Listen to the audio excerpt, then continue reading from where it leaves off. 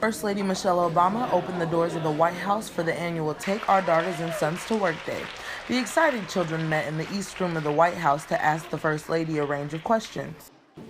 Well, as you know, each year, we guys get you to come in and see what your moms and dads and families do here at the White House.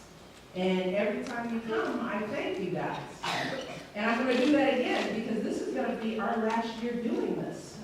The Obamas expanded this event to children that might not have the opportunity to shadow their parents at work, like youth with disabilities, foster youth, and children who don't have parents. And when asked what she'd miss most about the White House, she said, This. Yeah, I'm going to miss all the time I get to spend with kids like you guys. I could do this, I could sit and talk to you guys all day, every day, if they would let me.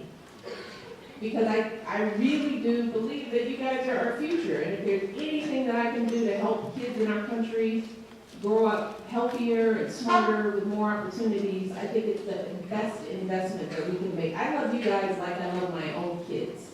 With organizations like Big Brothers and Big Sisters of America partnering with Take Our Daughters and Sons to Work Day, over 170,000 additional youth were able to participate in work-based learning opportunities just this year.